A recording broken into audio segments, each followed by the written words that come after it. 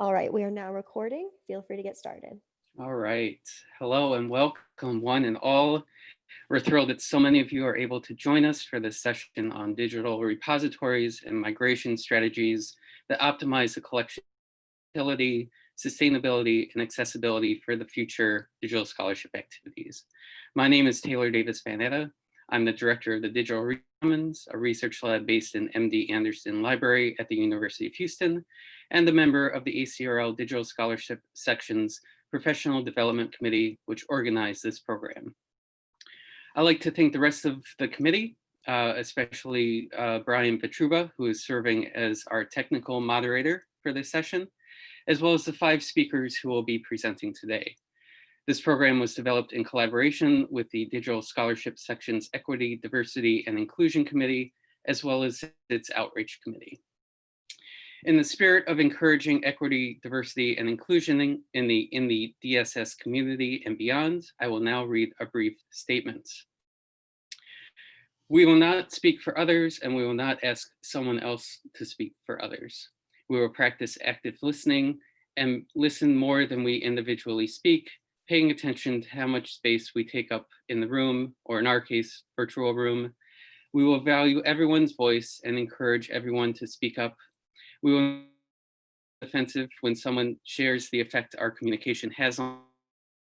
We will respect people's names and gender pronouns. We will give credit where credit is due, and we are open to social media use in DSS interactions, but we will ask before mentioning others in the room or sharing photographs, and we will respect people's decisions. We, the DSS community, agree to frame interactions in DSS activities with these guidelines in mind. We recognize that whenever we as a community, we will all make mistakes that may unintentionally harm individuals or groups, but we agree to take responsibility for the results of our words and actions. We expect that all DSS meetings will begin with a brief review of these agreements so they may become standard for activities in the section.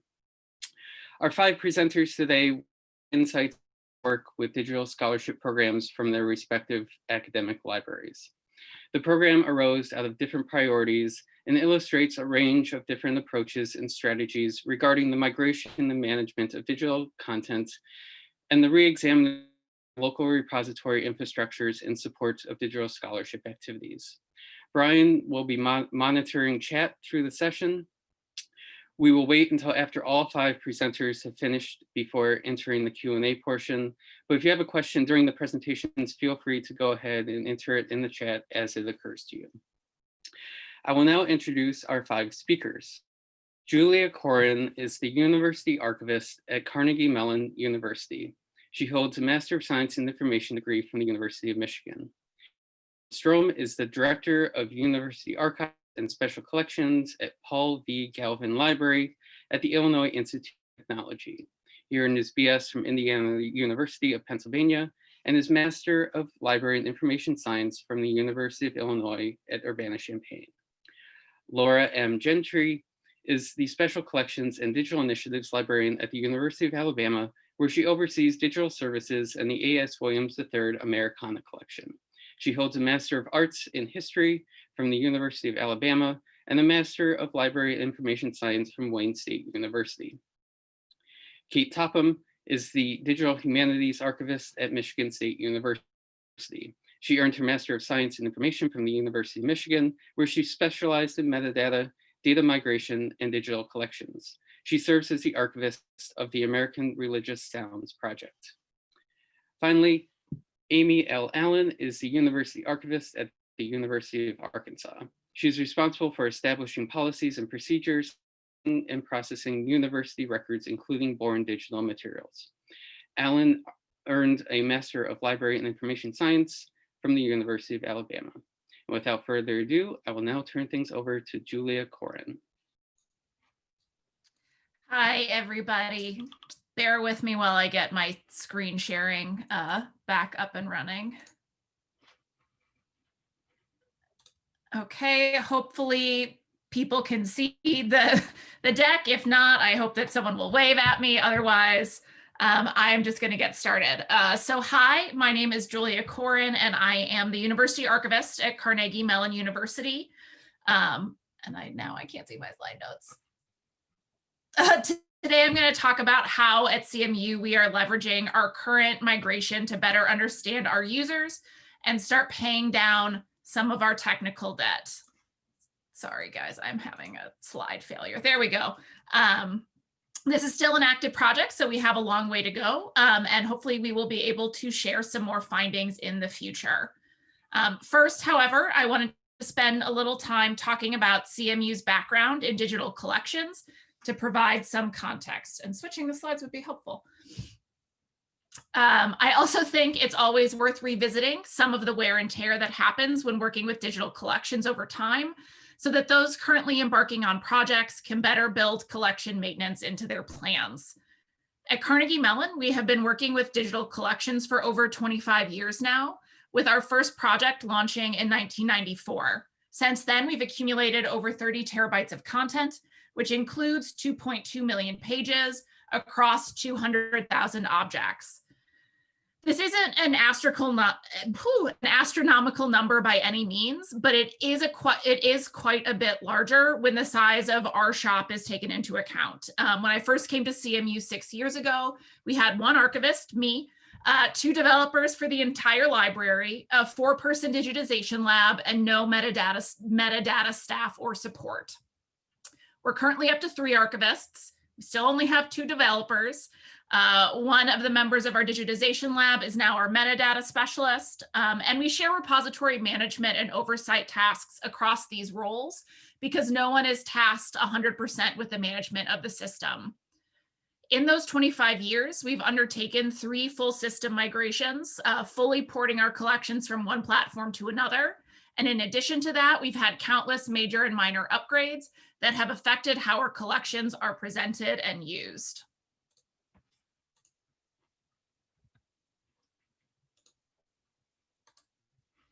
So this is just a brief timeline of those systems to hopefully give you a slightly higher level view of our background in this area. We started in 1994 with 1 collection, the Senator H. John Heinz papers. That has grown over time, and we now manage roughly 26 digital collections, including digitized newspapers, rare books, and full archival collections. Because the focus of this presentation is on how we're taking a new approach to digital collections, I want to start by giving you a little more detail on how we've approached them in the past. Our first project, HELIOS, has largely defined our ongoing approach. HELIOS, or the Heinz Electronic Library Interactive Online System, because we all love acronyms, was an early attempt to put an entire archival collection online. With a budget of roughly $2 million, thanks in large part to donations from the Heinz Family Foundation, we scanned the congressional papers of Senator H. John Heinz III, over 500 record boxes, and put them online as a full text searchable and browsable collection. While a great deal of work went into the development of search tools, including the creation of NLP algorithms to allow full text search of the OCR, the vast majority of internal work was dedicated to replicating the arrangement and hierarchy of the physical collection in a digital space. We made the primary assumption that digital users would want to look at the collection in the same way as in-person users, and tried to mimic that experience as much as possible and scan the entire collection at the item level. You can see the example of the hierarchy we use to represent the physical arrangement.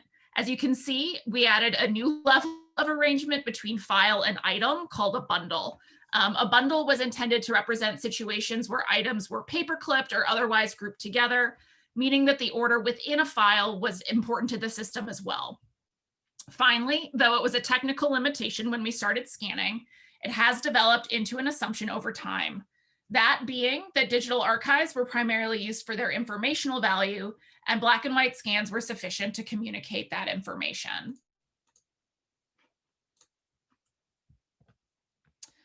Of course, we started this project in 1994, so there were a number of technical limitations to this first system as well.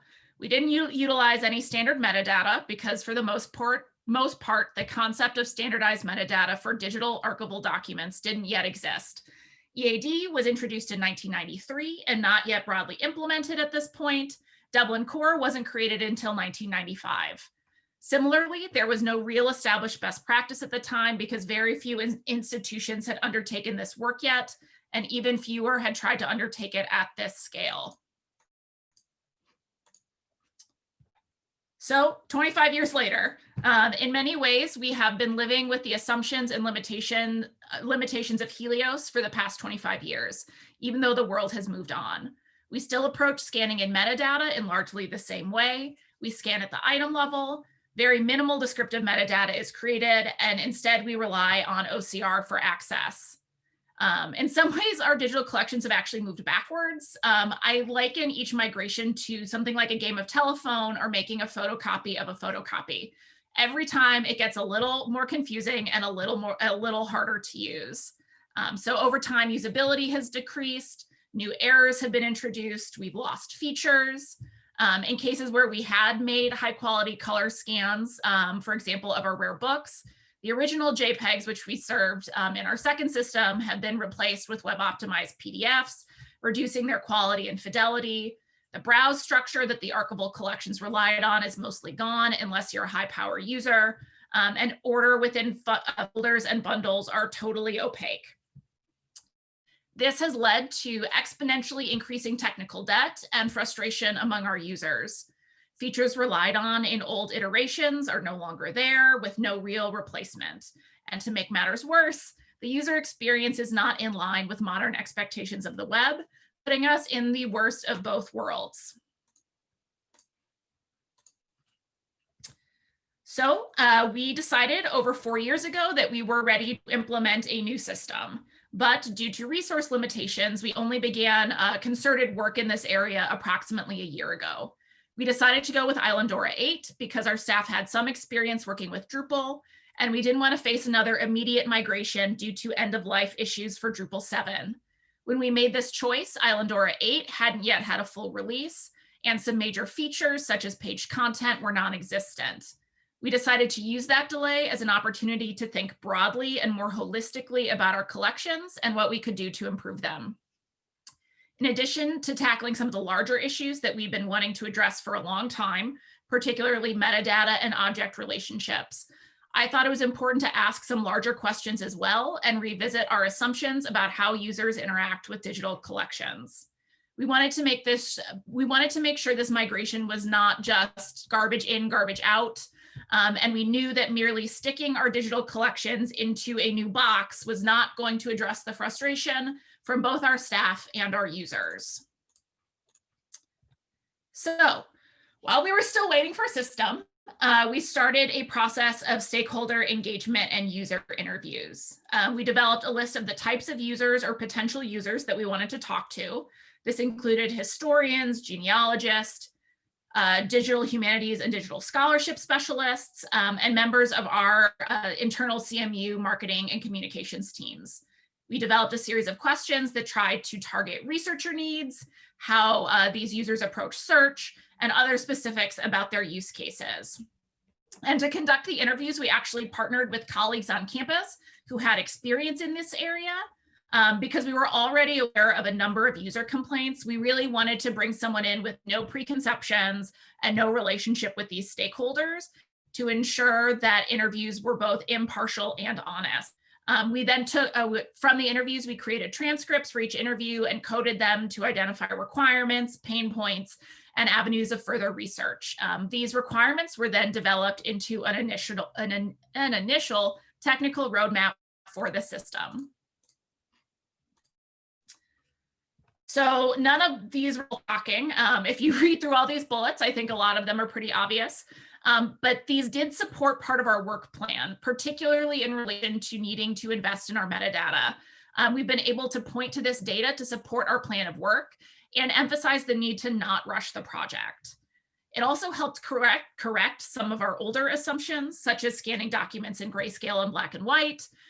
Multiple stakeholders voiced a desire to use technical objects as visual objects, textual objects as visual objects, I'm sorry, meaning that they want high quality color scans for everything. These interviews also showed me that some of my assumptions about priorities for the migration were also incorrect. For example, I believed that because of our resource limitations, it would be better to serve archival collections at the folder level rather than at the item one. These users quickly disabused me of that notion, and we have adjusted our plans in that area to instead focus on finding other ways to model relationships within folders and between folders. So there are obviously a lot of benefits to undertaking user interviews as part of a digital migration project. The obvious point of user interviews is to build the technical roadmap and structure the site design. In situations where there's disagreement about priorities or confusion about what a feature really is, you can always return to the data for clarification. These interviews, I think, also helped eliminate some of our disciplinary bias. I think everyone at this webinar probably knows that there is a gap between how librarians and archivists approach search and how our users do. And we wanted to make sure that we were building this for our users and not for ourselves. These interviews also had a number of secondary benefits. As mentioned earlier, we've been able to point to data from these interviews to support some of our work priorities and argue for a longer project timeline. They've also helped us push back at requests from administration to move faster, as we have evidence that users will not be happy and not use the system unless we address underlying issues, and that takes time.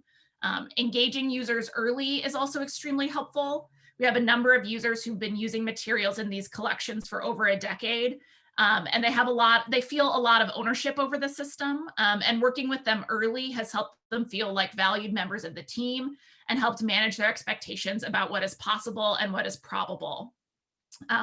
I really can't express how important it is to engage with your users as part of this process. We met with some users who had been angrily, at least it seemed angrily from our perspective, demanding new functionality for years. These interviews, I think, actually really helped clear the air. It gave them a chance to feel heard and important to the process. And in fact, during the interview process, they admitted that they knew that what they were asked was very difficult and might not be possible. They just felt that it was important to express their pain points. And we hope that moving forward, these stakeholders will be allies rather than opposition. We also took this time during this process to reach out to people who don't currently use our system as a way of awareness raising, that we have resources for them and that they should be invested in this moving forward.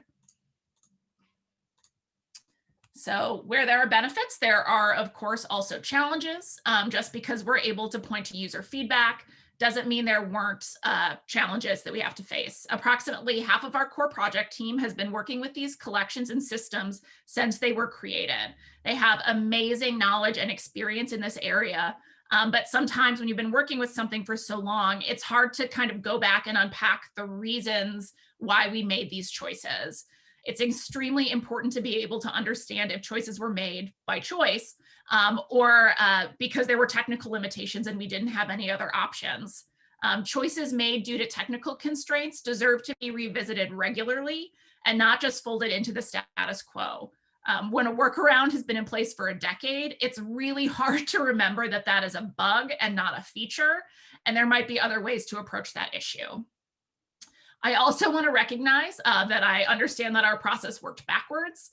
Ideally, we would have completed these interviews and developed our technical requirements prior to deciding on a system. In this case, we didn't feel like we had a real choice when it came to system selection, and we would have continued on the same path regardless, but we did it backwards.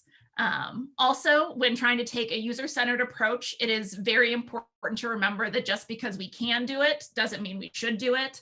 I'm still not sure that the backpack features a number of our users expressed interest in are really worth it from kind of a technical and administrative standpoint.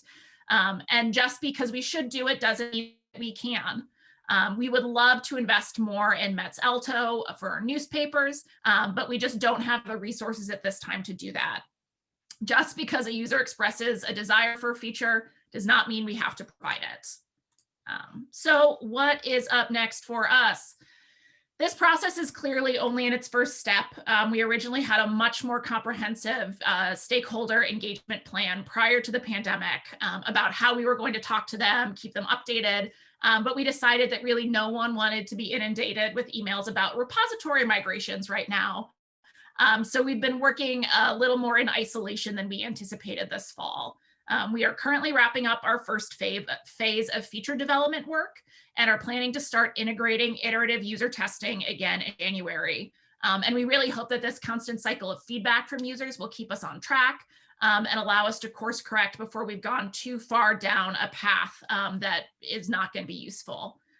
We're also still conducting new user interviews when additional information is required or when we're interested in new perspectives. For example, I have recently been talking to some of our data scientists, both in the library and elsewhere at CMU, to think about how we can better support collections as data in the repository. Through these interviews, we started to identify post-release development areas to prioritize and to brainstorm what additional information we can provide to users to help them use our collections. So I'm happy to take any questions at the end of this, or if you would like to reach out to us directly. I would also love to hear if any others have gotten useful user feedback in this area. There's obviously a really long way to go for us, but we're very excited to be doing the work of reframing and re-envisioning our digital collections and how we provide access to them. And we never would have been able to do that if it wasn't for the kind of opportunity that a migration provides to pump the brakes a little, be thoughtful, and really think about what the next step is going to be. So hopefully at this point next year, I'll be able to share our findings from user testing and our initial system launch. So thank you so much. And we will move on to the next speaker.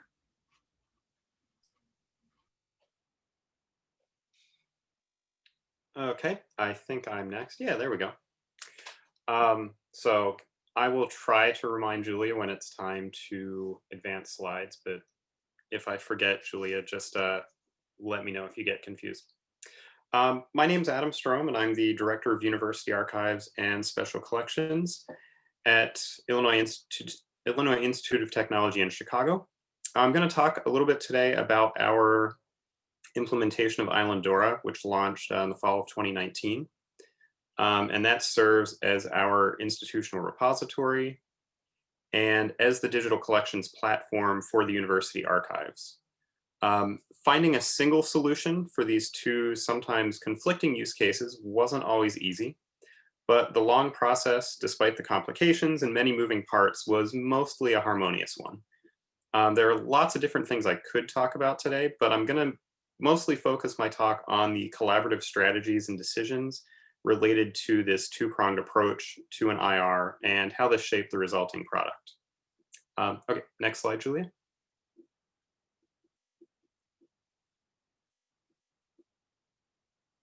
Thanks.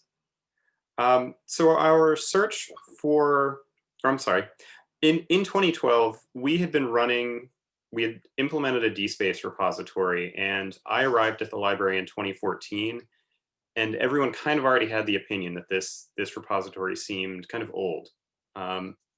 And we had a really low faculty self-deposit rate, which I know is not unique. And as a result of some attempts to encourage some less traditional use by staff and faculty, we had a really complicated collection and permission structure. A lot of the material was just restricted to library staff. It was essentially kind of a file storage system for the library, and we had things limited to campus groups that had changing membership. So, you know, at some point, someone had to go in and update the members of that group or not. And so we weren't really sure how much this was actually getting used, especially by people on campus. From the archive side, you know, DSpace has really tiny thumbnails, and it wasn't really an ideal place to show off digitized or born digital content from our collections.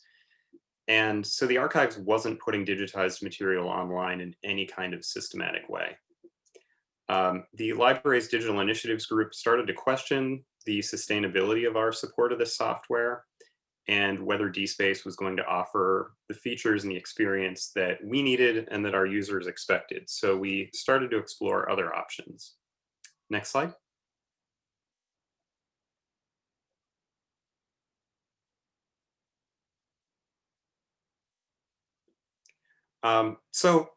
Just like at Carnegie Mellon, we settled on Islandora.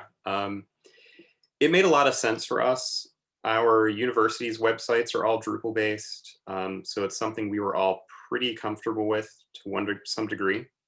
And Islandora worked with technologies we were already using, CAS for authentication across campus, Handle for persistent URLs, and we were comfortable with open source software. We're a library that doesn't mind getting our hands dirty to get things to do what we want, and we're okay with kind of working through problems and improvising as best we can.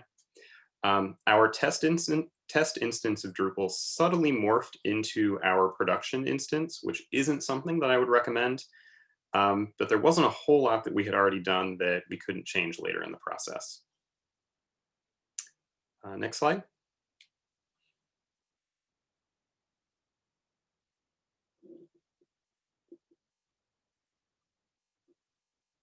So the archives use case was part of our discussions from the beginning. We knew that the library didn't have the time or resources to simultaneously get 2 new platforms off of the ground. And we recognized that the history of IR deposits at our university wasn't robust.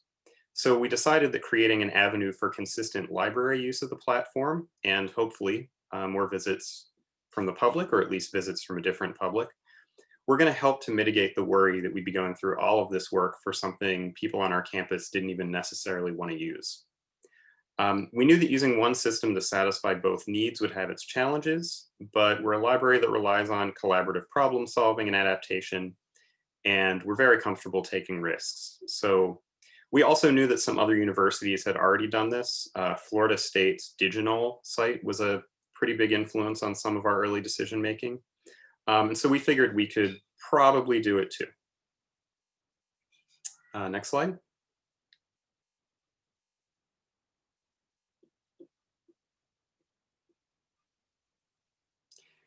So at the outset, we had a pretty big question to answer. We needed to know how we should manage these twin uses of Islandora. It was a question of structure, but also one of user interface. So we knew that we could use collections within Islandora to handle separation of materials, but we also knew that the different kind of sides of the repository could have different users with different expectations.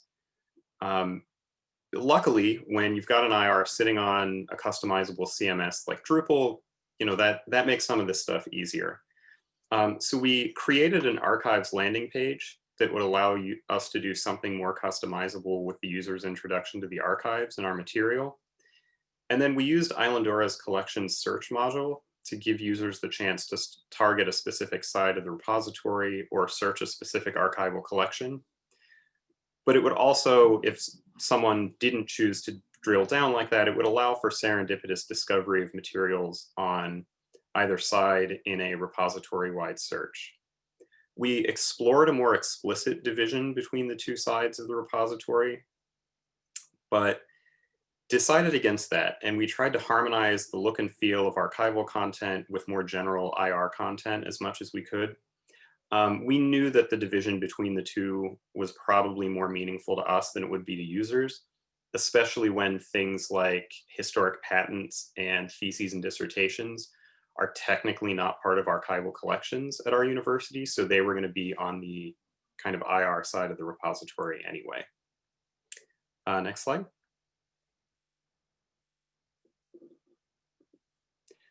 So of course, metadata was another big challenge in this 2-pronged approach. One of the reasons we liked Islandora was its use of mods and the ability for more detailed description of digitized archival material than DSpace's application of Dublin Core was able to offer. But using the same mod schema to describe archival content and IR content was going to be an imperfect solution for sure. Our former metadata and discovery librarian, Greer Martin, created a comprehensive metadata registry, and she was able to find appropriate applications of unused or repeatable fields to express archival metadata that would be either irrelevant or non-existent in IR objects, such as archival collections or links to finding aids.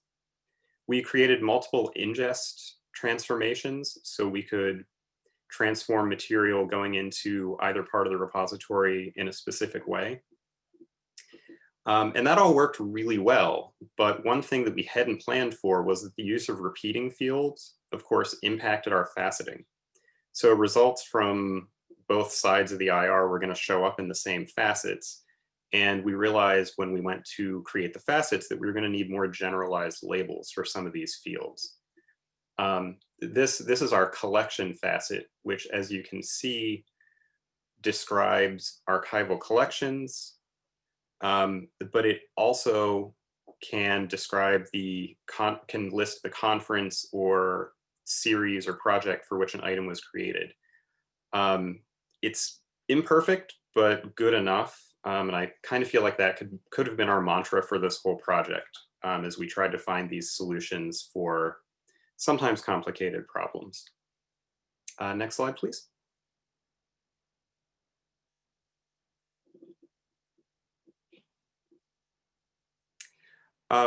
So one big goal at the beginning of this project was to simplify and streamline access policies in the IR.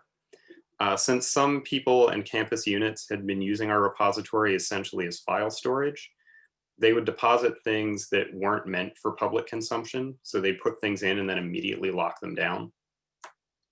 And that wasn't going to be a model that we wanted to support moving forward. So we contacted the folks that had deposited this sort of material and advised them on more appropriate places to store it.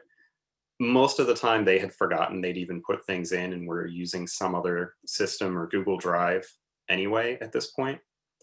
And so we found that on the IR side, almost all of the remaining content in DSpace could be made available to anyone, to any anonymous user in Islandora. The only thing we needed to restrict were our electronic theses and dissertations. Those had to be restricted to affiliates of the university. So we created the only collection that exists on the institutional repository side of Islandora for those and restricted its PDF files to authenticated users who log in via CAS. For the archive side, we restricted our high-resolution TIFFs to archive staff and administrators, but made medium-res JPEGs available for everyone to download. So before, even if someone wanted a low-res JPEG, they had to contact us and we had to go through this whole process. But now, anyone that visits can download a JPEG without even having to log in. We also created a hidden staff portal for archive staff where we can ingest material that we want to have on hand, but not make visible to the public. It uses Drupal roles and a hidden menu that's only available to authenticated archive staff and administrators. It's kind of a use case that we were trying to get away from in DSpace, but we couldn't think of a better way to do it. So we're going to try to use it as little as possible. Next slide.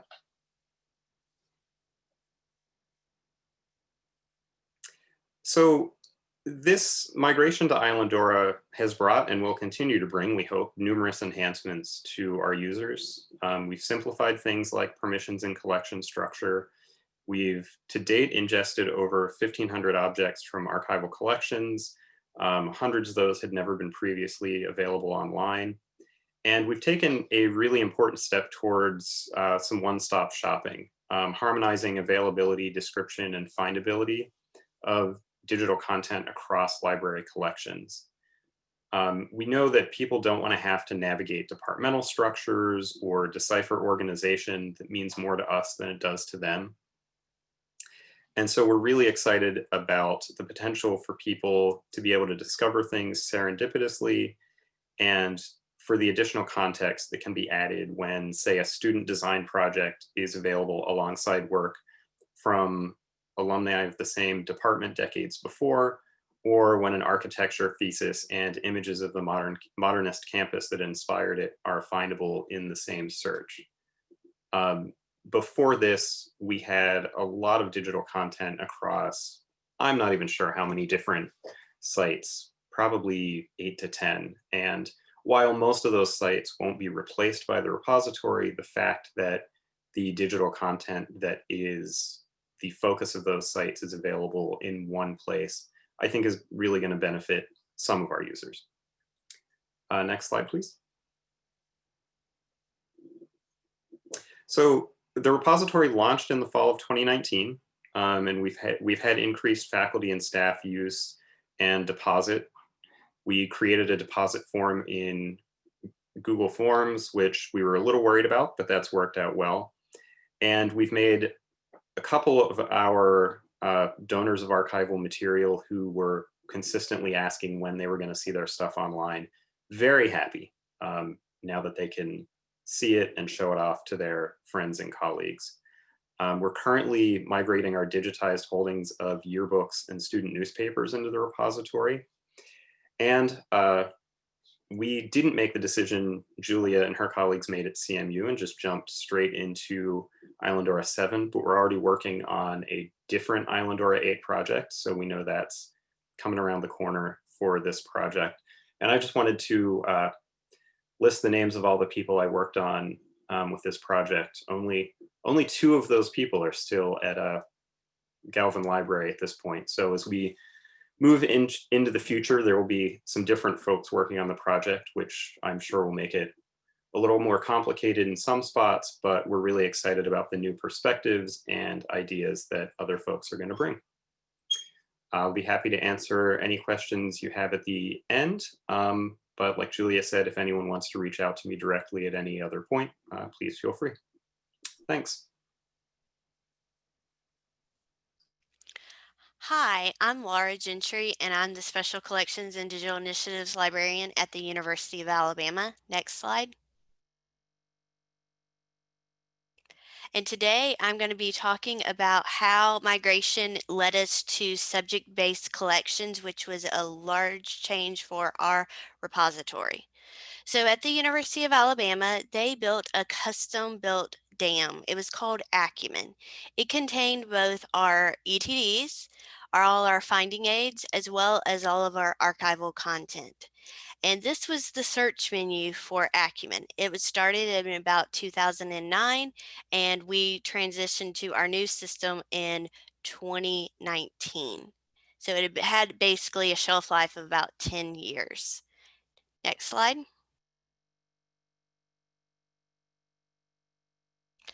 So this is what the interface looked like. And as you can see here, you know, metadata is what metadata is. So we have things like location unknown, some misspellings like Caroline.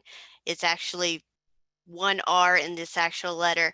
And what happened with our administration is we had received a large grant from EBSCO to kind of foster development of this. We had a large team, tons of faculty and staff and student workers. And then eventually, as time went on, they said, we need to move to something that we can just spend our time on putting content in rather than development. So next slide. So our university actually moved forward with searching for a new dam. But the thing was, we had a lot of technical debt from Acumen that we had to deal with. So we had to determine what we wanted to keep and what we wanted to shed in the process.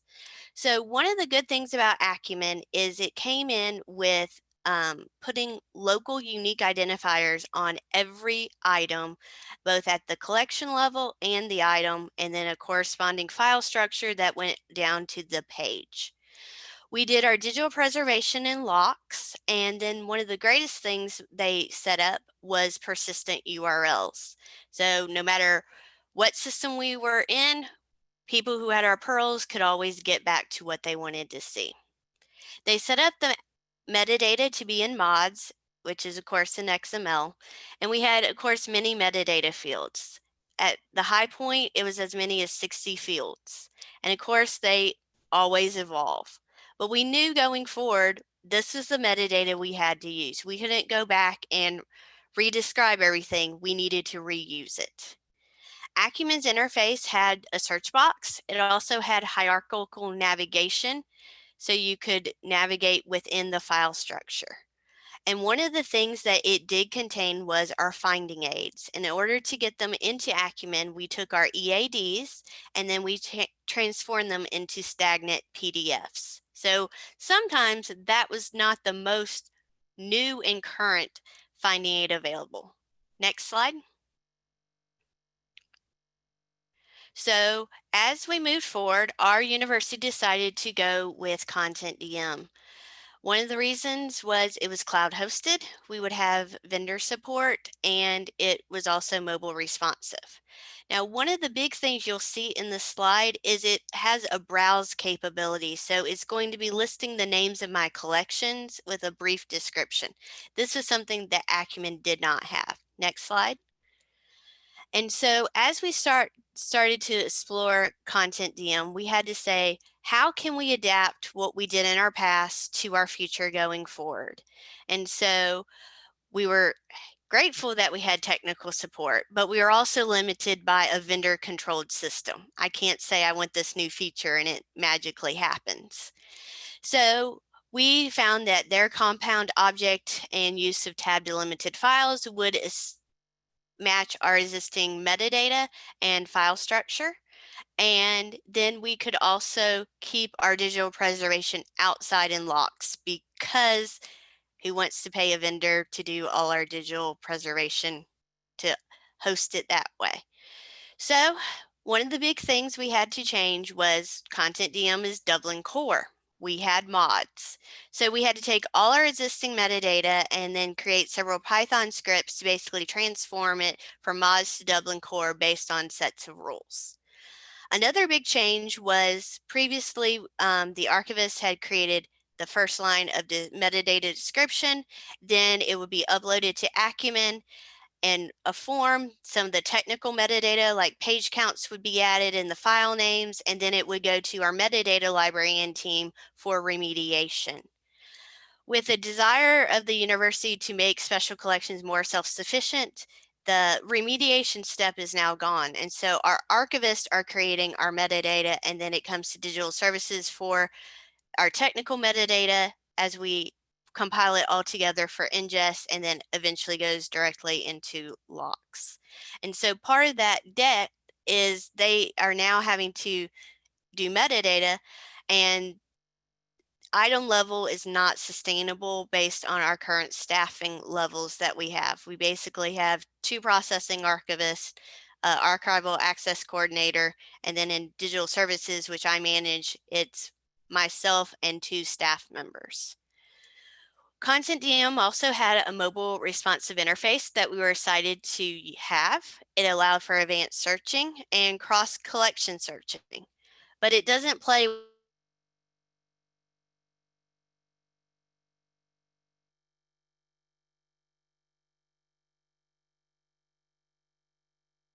well with EADs, putting EADs in our digital collections. The other thing that limited us was an out-of-the-box web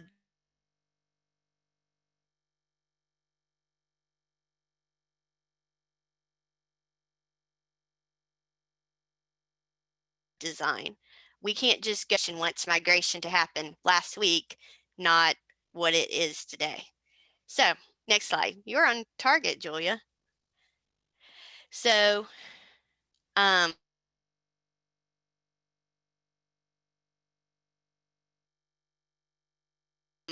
what has happened?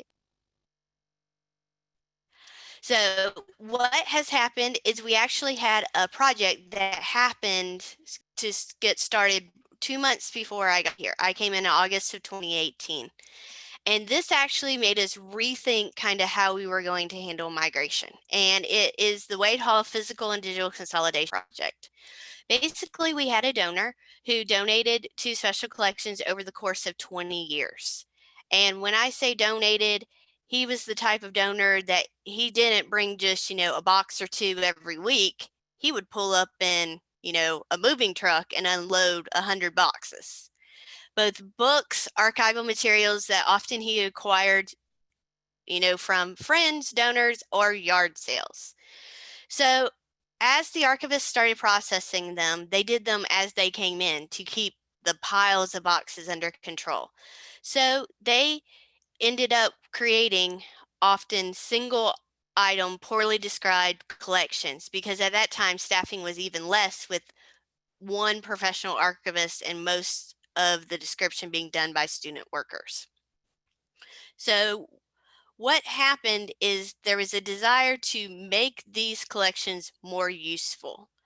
And so they decided to organize them into subject-based collections. And I've given a few examples like the Civil War collection. So it would be like the Wade Hall collection of Civil War materials.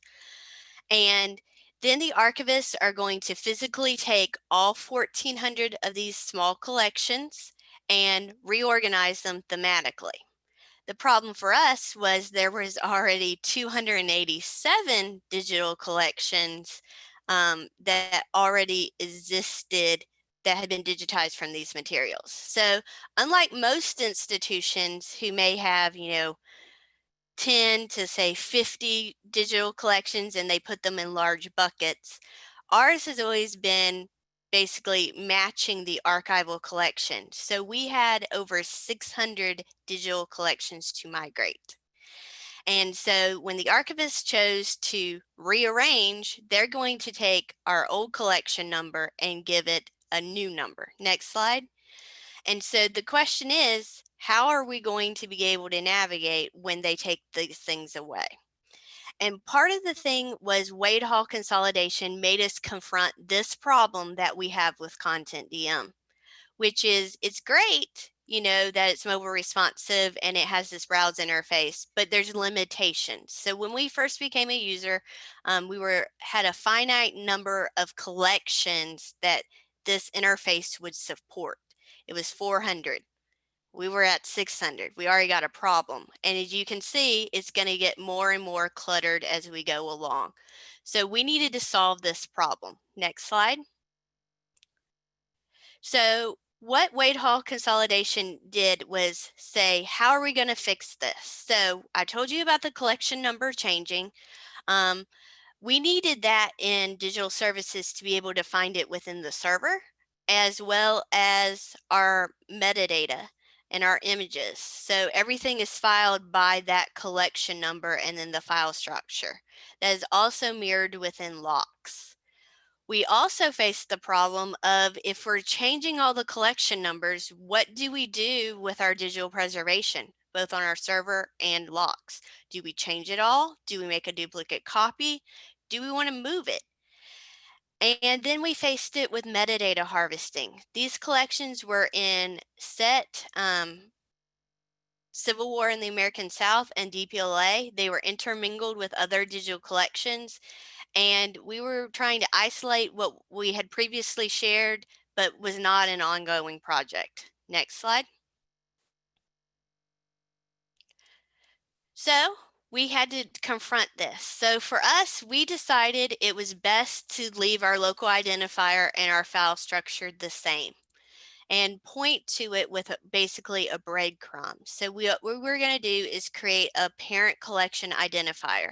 So if our original collection number was say 1,500 and our new collection number was 4,500, we would have both in the metadata to kind of say, oh, here's this parent collection identifier.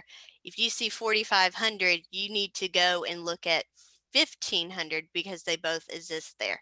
So that way we could find it both on the server and in locks. So for digital preservation, we decided we're going to file this new metadata that the archivists are going to be handing to us because they're also changing the physical location of everything that was in our digital collections. And one of the things we had always provided to our patrons is the box and folder of where these items lived.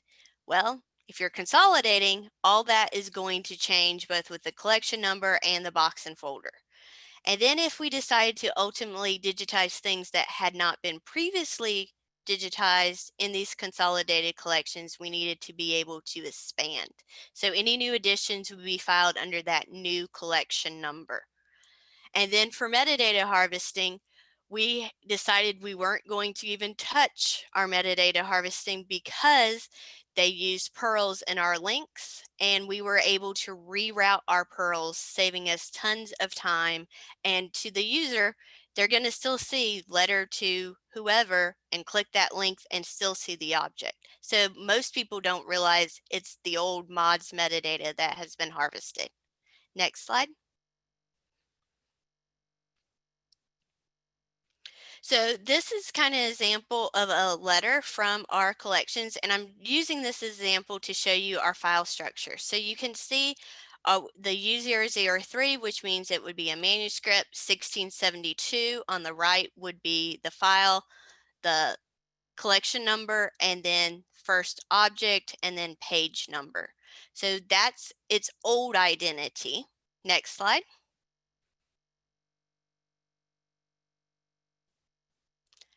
So its new identity, when we consolidated, you can see now this letter has now been absorbed into the Wade Hall collection of Civil War materials. It's under its new collection number, which is 4273, with my parent collection identifier, and I have my new revised location, but I still have my local identifier, so I can go back and find those items in storage if I need them. And then of course the Pearl has always been the same. And then now I'm providing a link to the live finding aid in archive space rather than a stagnant PDF. So if anything ever changes, there's new additions, users are always going to find the newest and greatest finding aid. Next slide. So what Wade Hall consolidation did to us is make us think. And it was actually somewhat of a benefit.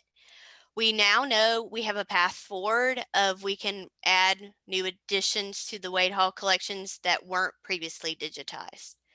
We were able to think about rerouting our pearls as this process was going along. So while both Acumen and Content DM were live at the same time, as a collection was migrated, we would reroute the pearls, and users never really knew that was happening until they got dropped into the new system. It also helped train them to use Content DM while Acumen was still live. And this was possible because we had both collection and item level pearls. And this was much easier to do than trying to fix metadata harvesting on the onset. We also had this opportunity with our Wade Hall materials to fix legacy descriptions. So things like misspellings, wrong names, and then also changing some of our description to accommodate enslaved persons rather than using slave. This also allowed us to add our finding aid URL into archive space, which is the first time either system had kind of interacted with each other. Next slide.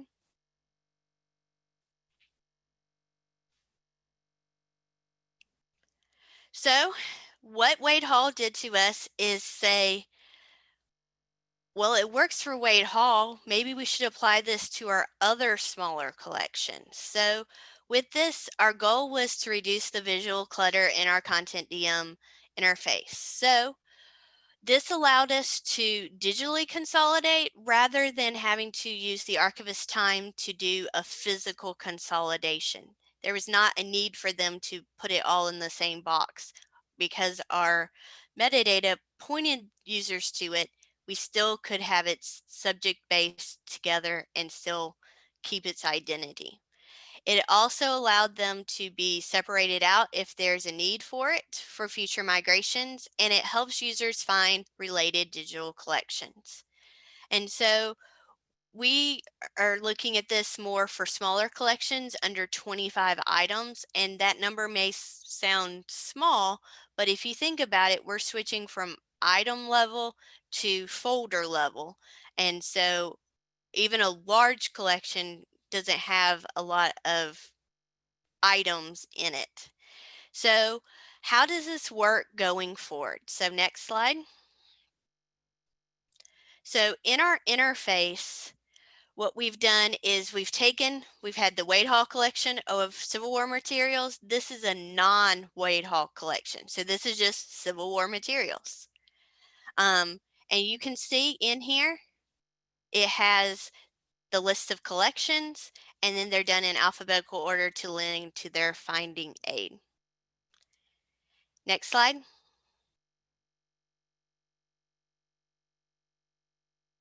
So this allows us to provide faceted searching within a collection on the left side. So you can see that users are able to filter by collection name. Next.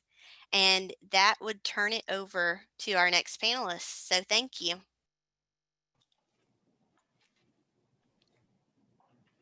All right. Hi, everyone. My name is Kate Topham, and I'm the Digital Humanities Archivist at Michigan State University.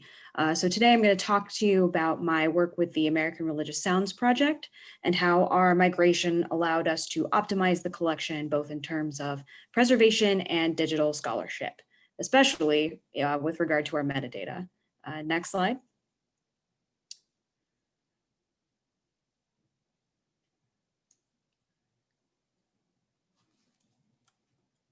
So the American Religious Sounds Project, or ARSP, is a digital humanities project that seeks to document and interpret the diversity of American religious life through sound. We have recordings from cowboy churches to campus preachers, Shabbat dinners to fish fries to drum circles, everything in between. The project is mainly conducted through publishing representative clips and creating curated exhibits. Next slide.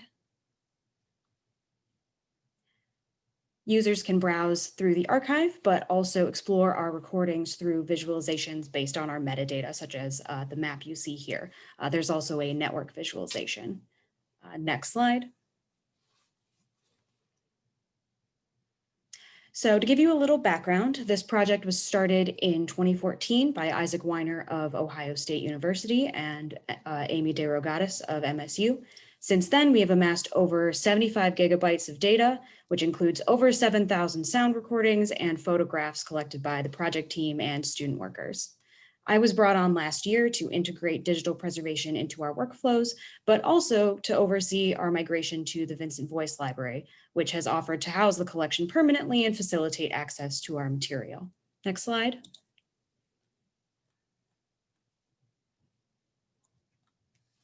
This would prove to be no easy feat. We were missing a lot of metadata, and what we had changed depending on the year a recording was made and which research team made it. Preservation was not collected at all, preservation metadata, I should say. At the beginning of the project, all information was collected and stored on Word documents, mostly as unstructured field notes and not linked to the files themselves. In later years, recordists would upload the files to Box and enter metadata into a Google form. Because these processes were separate, files fell through the cracks and were left undescribed. In these cases, we often relied on institutional memory for information about these files, which became increasingly unreliable as time went on. Next slide. So the issues essentially boil down to this. We were calling it an archive without implementing archival practices. The American Religious Sounds Project was conceived as a digital humanities project. And so the project collected metadata that served the needs of the project at any given moment and hadn't considered issues such as preservation and access. We need to serve both masters in this case. If we want this collection and the project as a whole to continue, we need to consider preservation. At the same time, the collection loses its purpose if it doesn't serve the needs of the project. So I had to kind of bridge this gap and help the digital humanists to understand their recordings as an archive and their metadata as we think about it, and implement other archival best practices. Next slide.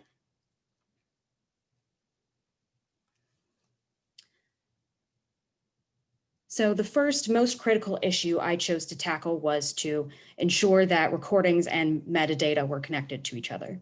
Luckily, our project manager was developing an application, AURA, which stands for Application for Uploading Religious Audio, gotta love a good acronym, to streamline the workflows that have been conducted through Google Forms and Sheets. A singular place to upload metadata, files, and release forms, and to export clips and metadata for the website.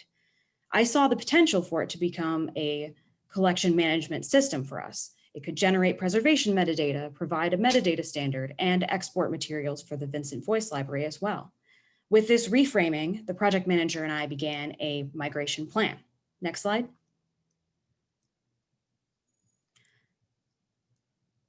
So first, we needed to create what I called the one schema to rule them all. I conducted stakeholder interviews with the project team and with the Vincent Voice Library to figure out what metadata we had and what metadata we needed to make this work. We needed preservation metadata, relational metadata, and some additional descriptive metadata to serve everyone. Next slide. So I distilled this information into a set of fields and then mapped those onto the existing Aura data model. I cleaned, transformed, and reconciled all of the various Google Sheets into metadata that we could ingest to Aura, our system, in batches. We're currently in the process of uploading everything, but as in any migration, there were delays. Next slide. Because this process only covered the material that actually had metadata. Initially, we had no idea how many undescribed files we had. So I dove in and dug through the whole archive and tracked every sound file that did not have metadata along with any information that we had about it. Between raw audio, published clips, and old unpublished clips, we had over 1,400 undescribed files. Additionally, we knew anecdotally that we had some low quality recordings when recordists made mistakes. So I had to let go of that primal archivist instinct to preserve everything because this collection is for a DH project. If the project team won't use the recordings, they just take up space. So next slide. So now I'll turn to where we fell short and what we've learned. This migration has often felt to me like a snail on fire, urgent but slow, messy but powerful in some ways. Next slide. So unfortunately, the development of Aura, our system, was already partially underway when I joined the team, and some parts of it were too late to fix. The data model, though they didn't really call it that, that the project has been using was replicated in Aura. I use the term zombie here, not only because it continued past its natural lifespan, but I find it clumsy and inelegant. I believe we could have made a better system if we had been intentional in our design from the start. Our workflows also create bottlenecks because we need tight control over location information in order to have our map visualization work. And we need approval on what files we can delete as we appraise them. Finally, we're currently working in two systems. Since Aura is complete, but the migration is not, the ongoing project work is happening in Aura, but we're still making use of metadata in Google Sheets and OpenRefine projects. So next slide. So what have we learned? Collaboration takes time, but you can leverage it well. We spent it getting to know our needs and our users. Frequent communication is critical. When working with an interdisciplinary team, clarity is your best friend. I had to do a lot of translation work between scholars and archivists and librarians and project managers, and everyone. I had to keep everyone on the same page throughout.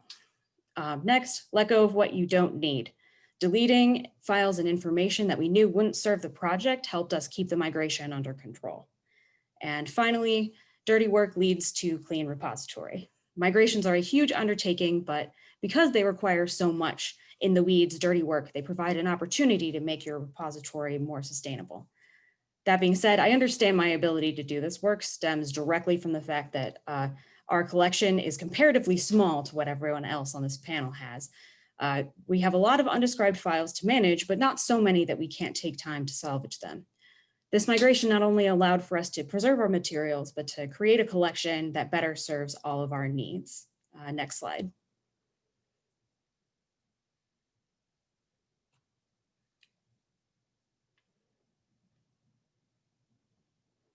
So thank you all so much. I look forward to your questions. And if you'd like to check out the American Religious Sounds Project, our website is religioussounds.osu.edu. And that's me. So thank you all so much.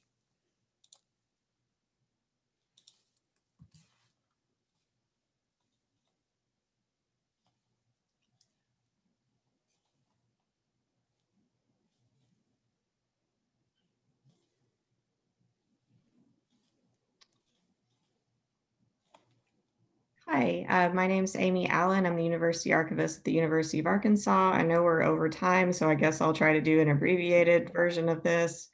I'm going to talk a little bit about migrations with administrative or staffing changes. So a little bit of brief history. I started working with repositories about 9 years ago with a DSpace platform. With our library IT, we had some change in library IT. I had to then work with university IT. We were working with DSpace and Islandora. Our library administration decided that they wanted to move into bpress. So we I migrated the DSpace platform to bpress. The scholarly communications department was set up and kind of separated from university archives. I continued to work with university IT with Islandora. Then there was an administrative change in university IT. So they decided they wanted to move away from open source products. So the support kind of slowly dwindled with that. We had another change in library administration who decided that they wanted to experiment with open source within the library and that we would work with HIRAX. We began developing a test with that platform. And then we had another library administration change and that project came on hold. So in short, lots of changes. Next slide. So that brought us up to 2020, where we had the Islandora platform had become kind of unusable. IT needed to retire the server, and there was about 5,000 files that were about to be homeless. Next slide. So we got everybody kind of at the table to talk about what we were going to do with these files, IT and scholarly communication and special collections, web services. And we had basically three options. We could either move them into Content DM, where our digitized collections were, into bpress, or just stash them on a server. So we determined that bpress would be the best option.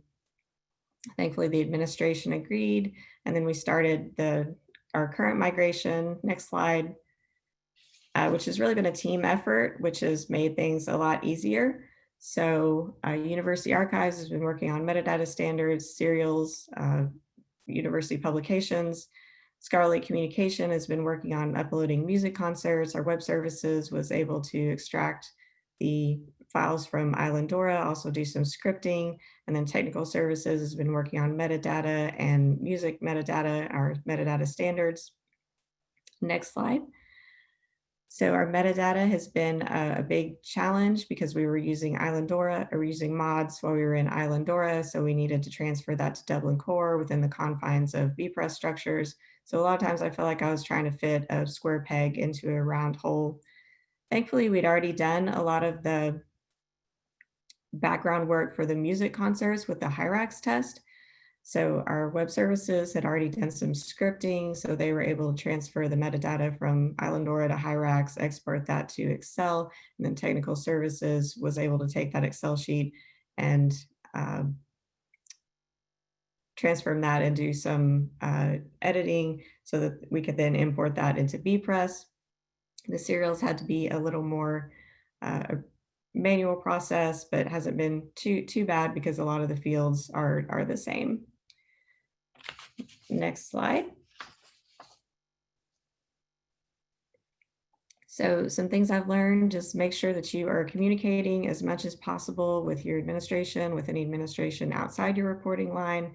Make sure that they know that this is a long-term commitment and there are a lot of different pieces. There's software, there's hardware if you're dealing with proprietary software, there's subscriptions, there's staff, and just like a table, if you remove any one of those legs without adding something back, it can all fall apart. Make sure that you're also communicating that migrations take time. So this migration that we're working on is going to take about a year. We already have the platform set up. If you're setting up new platforms, if you're dealing with new vendors and contracts, that's going to take even more time. Next slide. So we'll end on a positive with opportunities. So migrations happen sometimes whether you want them to or not. So think about the opportunities that you can have to change and make things better. Some things that we were able to improve with this migration. We were able to revise our metadata to bring it up to our current standards, which had changed over the years. We were able to bring it together a unified platform for university scholarship and university records, which were previously separate. We were able to strengthen the partnerships within the libraries. It's an opportunity to share with your administration about what you do, why it's important. I'm looking forward to some added use statistics. And with all the changes, I was never able to do much promotion with the previous platform. So I'm looking forward to doing some promotion, hopefully getting new users and making this a good resource for our patrons going forward. And that is the end of our formal presentation. So thank you all.